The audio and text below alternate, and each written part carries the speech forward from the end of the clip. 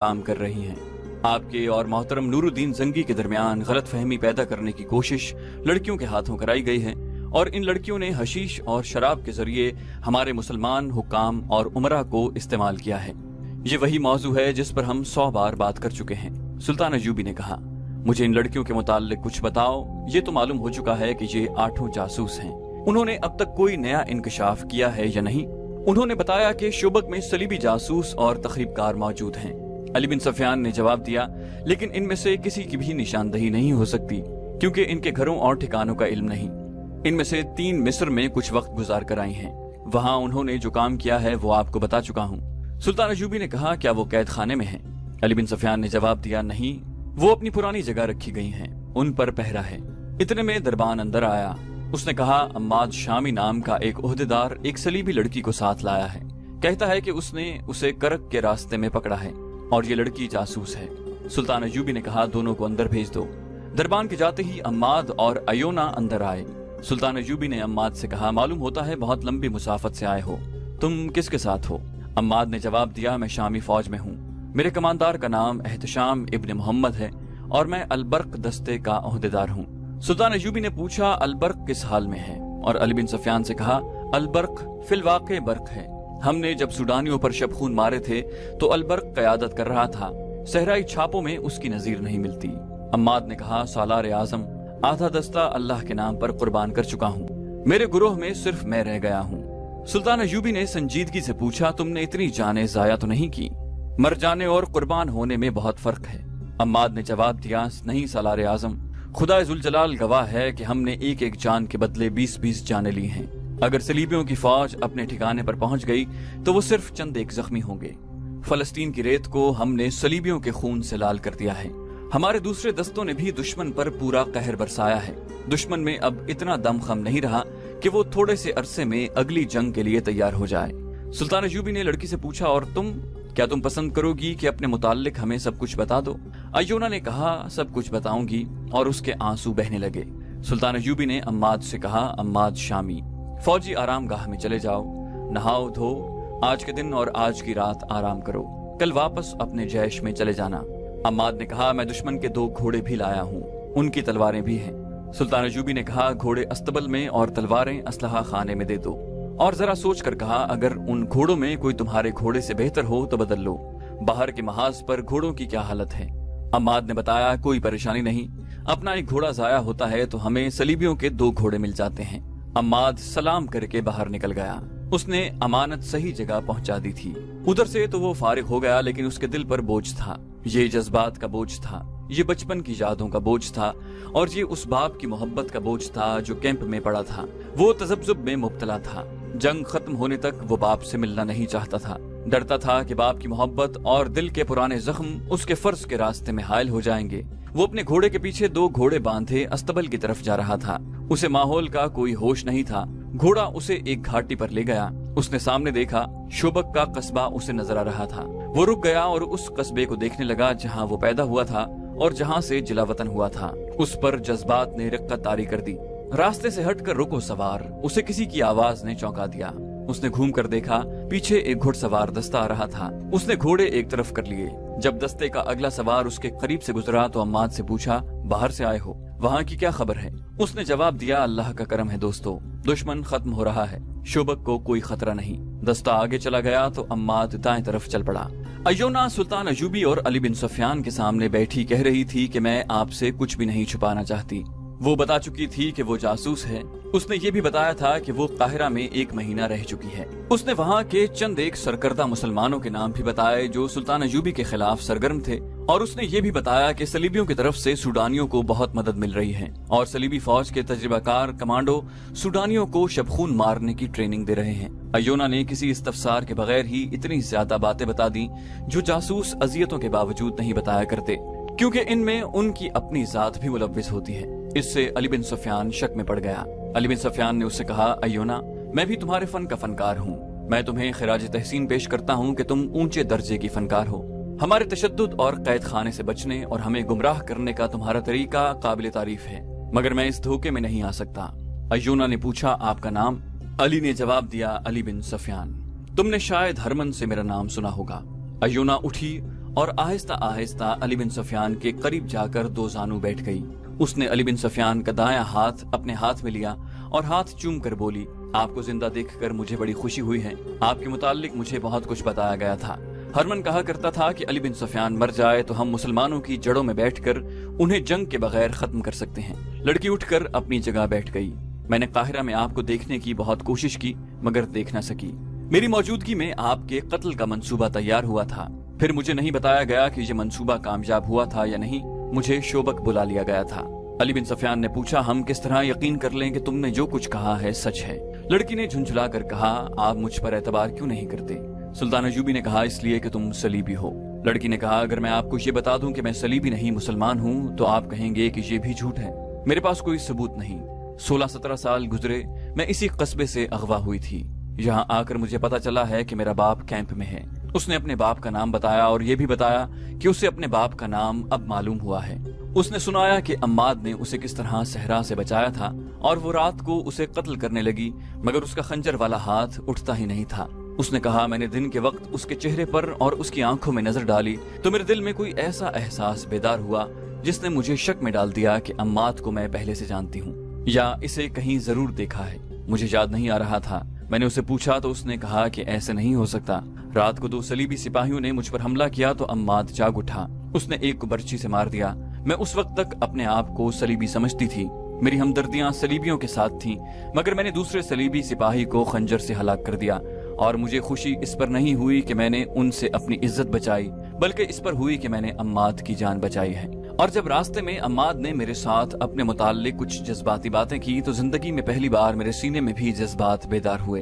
मैं तमाम सफर में अम्माद को देखती रही। मुझे सिर्फ इतना याद आया कि मुझे बचपन में अगवा किया गया था, मगर ये याद भी जहन में धुंधली हो गई। आपको मालूम है कि मुझ जैसी लड़कियों को किस तरह तैयार किया जाता है। बचपन की यादें और असलियत जहन से उतर जाती हैं। यही हाल मेरा हुआ। लेकिन मुझे यकीन होने लगा कि अम्माद को मैं जानती हूँ। ये खून की कशिश थी। आंखों ने आंखों को और दिल ने दिल को पहचान लिया था। शायद अम्माद ने भी यही महसूस किया हो और शायद उसी एहसास का असर था कि उसने मुझ जैसी दिलकश लड़की को इस तरह नजरअंदाज किए रखा जैसे मैं उसके साथ थी ही नहीं। उसने मुझे गहरी नजरों से बहुत दफा देखा जरूर था। अयूना ने तफसील से सुनाया कि शोबक में दाखिल होकर अम्माद एक मकान के आगे रुक गया और हम दोनों अंदर चले गए। उसने देखा। उसने कहा, ये घर अंदर से देखकर मेरी यादें बेदार होने लगी। मुझे जहन पर दबाव डालने की जरूरत महसूस नहीं हुई।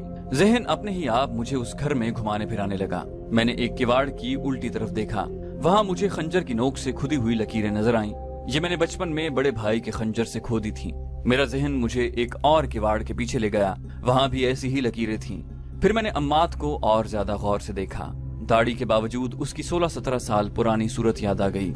मैंने अपने आप को बड़ी मुश्किल से काबू में रखा। मैंने अम्माद को बताया नहीं कि मैं उसकी बहन हूँ। वो इतना पाक फितरत इंसान और मैं इतनी नापाक लड़की। वो इतना गैरतमंद और मैं इतनी बेगैरत। अगर मैं उसे बता देती तो मालूम नहीं वो क्या कर गुजरता। इस दौरान अली बिन सुफियान ने कई बार सुल्तान अयूबी को देखा। वो लड़की को अभी तक शक की निगाहों से देख रहे थे, लेकिन लड़की की जज्बाती कैफियत, उसके आंसू और बाज अल्फाज के साथ उसकी सिसकियां दोनों पर ऐसा असर कर रही थीं जैसे लड़की की बातें सच हैं। लड़की ने आखिर उन्हें इस पर कायल कर लिया कि उसके मुताल्लिक छानबीन करें। उसने कहा, आप मुझ पर एतबार करें न करें, मुझे कैद खाने में डाल दें। जो सुलूक करना चाहते हैं करें, मुझे और कुछ नहीं चाहिए। मैं अब जिंदा नहीं रहना चाहती। अगर आप इजाजत दें तो मैं अपने गुनाहों की बख्शिश के लिए कुछ करके मरना चाहती हूँ। सुल्तान अयूबी ने पूछा, क्या कर सकती हो? लड़की ने कहा, अगर आप मुझे करक तक पहुंचा दें तो मैं सलीब के 3-4 बादशाहों और अपने महकमे के सरबराह हरमन को कत्ल कर सकती हूँ। सुल्तान अयूबी ने कहा, हम तुम्हें करक तक पहुंचा सकते हैं, लेकिन इस काम से नहीं कि तुम किसी को कत्ल करो। मैं तारीख में अपने मुताल्लिक ये तोहमत छोड़कर नहीं मरना चाहता कि सुल्तान सलाहुद्दीन अयूबी ने अपने दुश्मनों को एक औरत के हाथों मरवा दिया था और शोबक में फौज लेकर बैठा रहा। अगर मुझे पता चलेगा कि सलीबियों का कोई बादशाह किसी लाइलाज मर्ज में मुब्तला है तो मैं उसके इलाज के लिए अपना तबीब भेजूंगा और फिर हम तुम पर ऐसे भरोसा भी नहीं कर सकते। अलबत्ता तुम्हारी इस ख्वाहिश पर गौर कर सकते हैं कि तुम्हें माफ करके करक भेज दें। अयूना ने कहा, नहीं, मेरे दिल में ऐसी कोई ख्वाहिश नहीं। मैं यहीं मरूंगी। मेरी इस ख्वाहिश का जरूर ख्याल रखें कि अम्माद को ये न बताएं कि मैं उसकी बहन हूँ। मैं कैंप में अपने बाप को जरूर देखने जाऊंगी, लेकिन उसे भी नहीं बताऊंगी कि मैं उसकी बेटी हूँ। वो ज़ारो कतार रोने लगी। अली बिन सुफियान ने अपनी जरूरत के मुताबिक उससे बहुत सी बातें पूछी। फिर सुल्तान अयूबी से पूछा कि उसे कहाँ भेजा जाए। सुल्तान अयूबी ने सोच कर कहा कि उसे आराम और एहतराम से रखो, फैसला सोच कर करेंगे। अली बिन सफियान उसे अपने साथ ले गया और उन कमरों में से एक उसे दे दिया जहां जासूस लड़कियां रहा करती थीं। लड़की ने वहां रहने से इनकार कर दिया और कहा, इन कमरों से मुझे नफरत है, क्या यह मुमकिन नहीं कि मुझे उस घर में रखा जाए जहां से मैं अगवा हुई थी?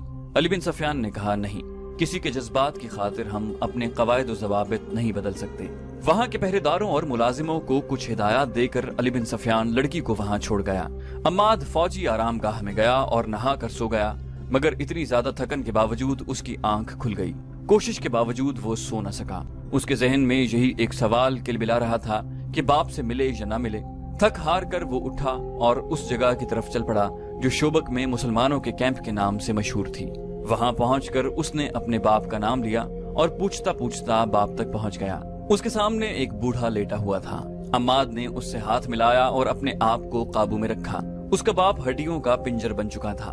उसे अच्छी खुराक और दवाइयां दी जा रही थीं।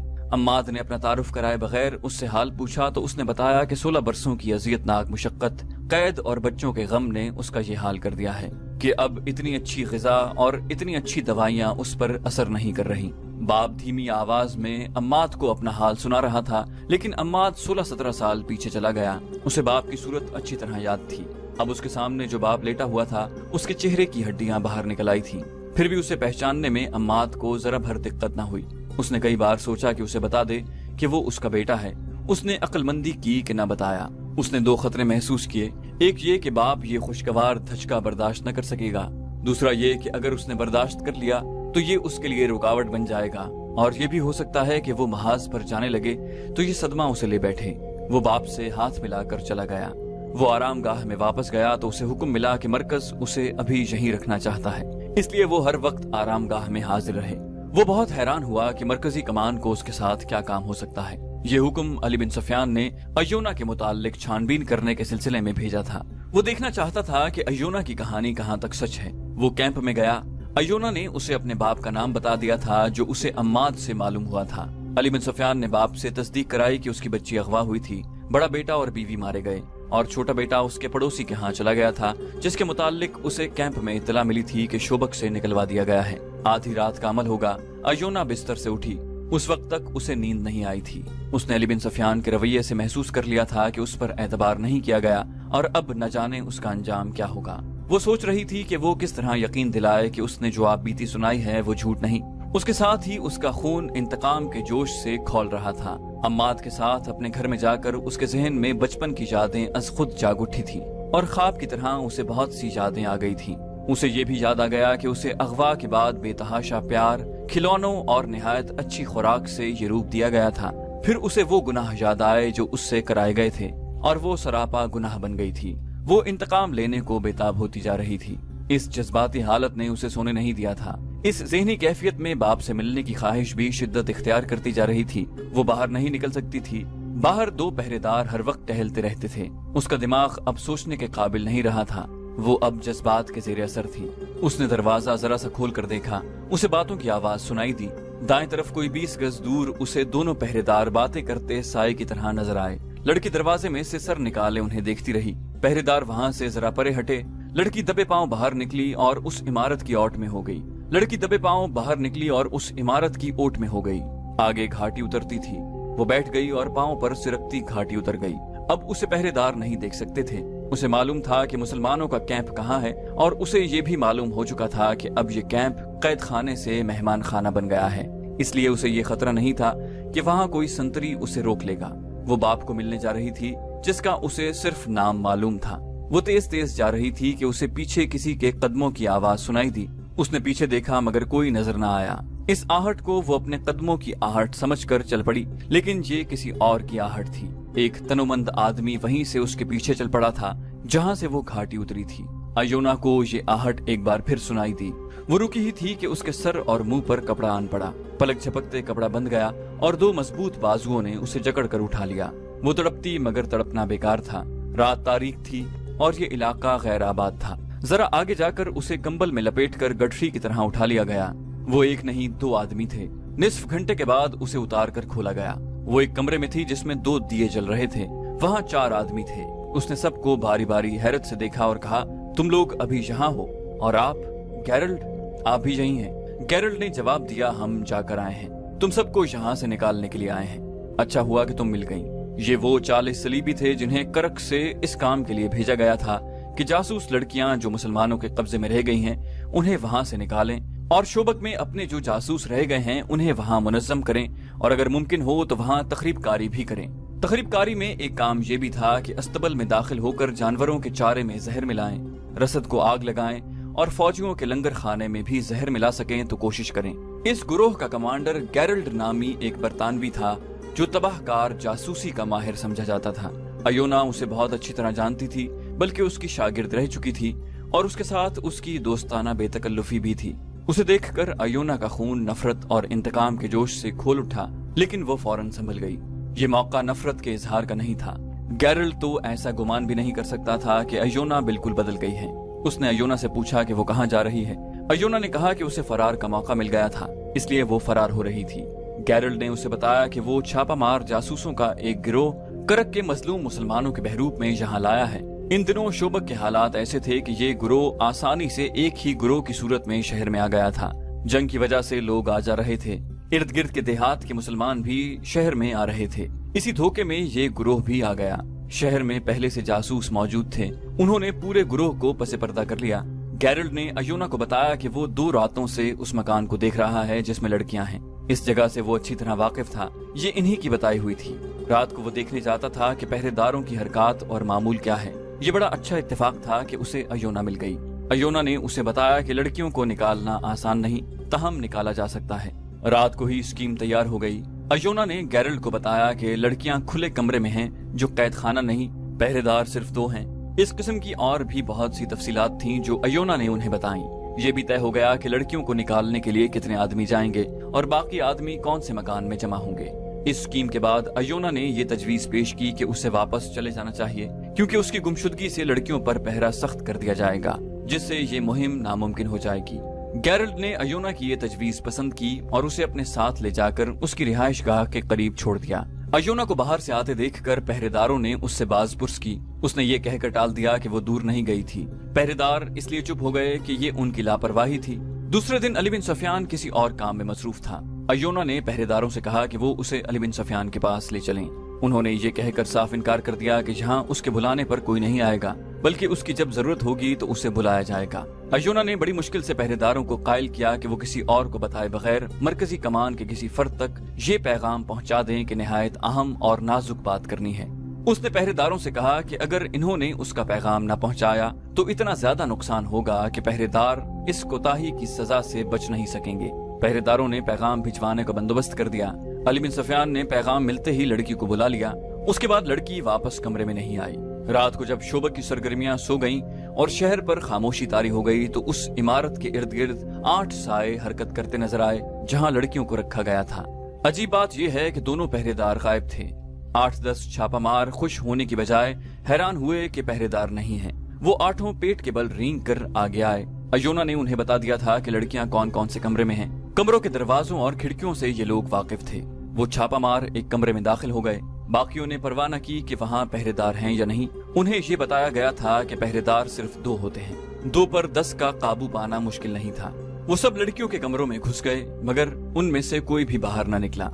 गैरल्ड उसी मकान में था जहाँ वो गुज़श्ता रात अयोना को लेकर गया था। इस मकान में स्कीम के मुताबिक 20 आदमी थे, बाकी किसी और ईसाई के घर छुपे बैठे थे। गैरल्ड बेसब्री से लड़कियों का इंतजार कर रहा था। अब तक उन्हें उसके आदमियों के साथ पहुंच जाना चाहिए था। आखिर दरवाजे पर दस्तक हुई। दस्तक का ये तयशुदा खास अंदाज था। गैरल्ड ने खुद जाकर दरवाजा खोला। ये मकान पुराने दौर की कलानुमा हवेली थी जिसमें एक अमीर कबीर ईसाई रहता था। गैरल्ड ने जूं ही दरवाजा खोला, उसे किसी ने बाहर घसीट लिया। फौजियों का एक हुजूम दरवाजे में दाखिल हुआ।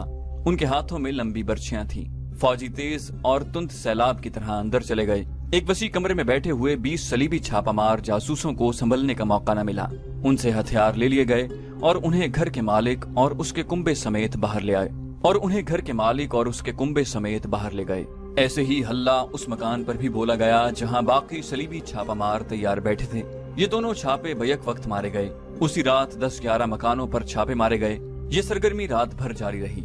मकानों की तलाशी ली गई और सुबह के वक्त अली बिन सुफियान ने सुल्तान अयूबी के सामने जो लोग खड़े किए, उनमें एक तो गैरल्ड اور اس کے 40 چھاپا مار تھے اور تقریباً اتنی ہی تعداد ان جاسوسوں اور تخریب کاروں کی تھی جنہیں دوسرے مکانوں سے گرفتار کیا گیا تھا۔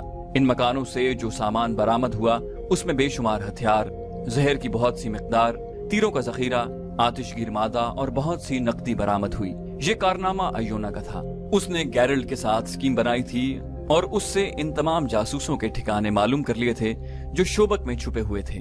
گیرلٹ کو اس پر مکمل اعتماد تھا۔ ایونا رات کو ہی واپس آ گئی تھی اور صبح اس نے تمام تر اسکیم علی بن سفیان کو بتا دی اور جاسوسوں کے ٹھکانوں کی بھی نشاندہی کر دی۔ علی بن سفیان کے جاسوس دن کے سارے ٹھکانے دیکھ آئے تھے۔ شام کے وقت سلطان ایوبی کے خصوصی چھاپا مار دستوں کو ان ٹھکانوں پر چھاپے مارنے کے لیے بلایا گیا تھا۔ لڑکیوں کو کمروں سے نکال کر کہیں اور چھپا دیا گیا تھا۔ ان کی جگہ ہر کمرے میں 3 چھاپا مار بھیج دیے گئے۔ جو ہی چھاپا مار لڑکیوں کو اپنے ساتھ لانے کے لیے کمروں میں داخل ہوئے، مسلمان چھاپا ماروں نے انہیں پکڑ لیا۔ اس طرح شوبک میں صلیبیوں کی تقریباً تمام جاسوس اور چھاپا مار پکڑے گئے۔ ان میں سب سے زیادہ قیمتی گیرلٹ تھا۔ تمام کو تفتیش اور اس کے بعد سزا کے لیے قید خانے میں ڈال دیا گیا۔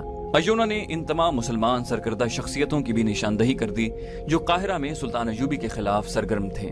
حشیشین کے ہاتھوں سلطان ایوبی اور علی بن سفیان کو قتل کرنے کا جو منصوبہ تیار کیا گیا تھا وہ بھی ایونا نے بے نقاب کیا اور سلطان ایوبی سے کہا، اب تو آپ کو مجھ پر اعتماد آ جانا چاہیے۔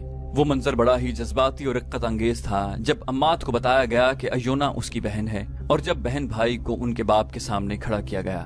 شدت جذبات سے بوڑھا باپ بے ہوش ہو گیا۔ ہوش میں آنے کے بعد اس نے بتایا کہ اس کی بیٹی کا نام عائشہ ہے۔ سلطان ایوبی نے اس خاندان کے لیے خاص وظیفہ مقرر کیا اور علی بن سفیان کے محکمے کے لیے حکم جاری کیا کہ تمام جاسوس لڑکیوں کے متعلق چھان بین کی جائے۔ صلیبیوں نے دوسری لڑکیوں کو بھی مسلمان گھرانوں سے اغوا کیا ہوگا۔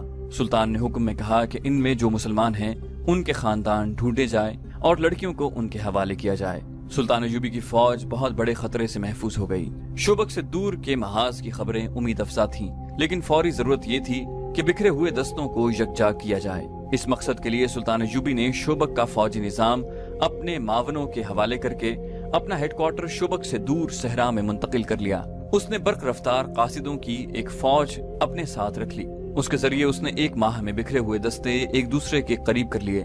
اس کے بعد انہیں 3 حصوں میں تقسیم کر کے شوبک کا دفاع اسی طرح منظم کر دیا جس طرح قاہرہ کا کیا تھا۔ سب سے دور سرحدی دستے تھے جن کے سوار گشت کرتے تھے۔ ان سے 5-6 میل پیچھے فوج کا دوسرا حصہ خیمہ زن تھا اور تیسرے حصے کو متحرک رکھا۔ کرک میں اکٹھی ہونے والی فوج کی کیفیت ایسی تھی کہ فوری حملے کے قابل نہیں تھی۔ ادھر سلطان ایوبی نے بھرتی کی رفتار تیز کر دی اور نئی بھرتی کی ٹریننگ کا انتظام کھلے صحرا میں کر دیا۔ اس نے علی بن سفیان سے کہا کہ وہ کرک میں اپنے جاسوس بھیجے جو وہاں کی اطلاعیں لانے کے علاوہ یہ کام بھی کریں کہ وہاں کے رہنے والے مسلمان نوجوانوں کو کرک سے نکلنے اور یہاں آ کر فوج میں شامل ہونے کی ترغیب دیں۔ چینل کو سبسکرائب کیجیے اور بیل آئیکن پر کلک کیجیے تاکہ آپ کو تمام ویڈیوز فوراً ملتی رہیں۔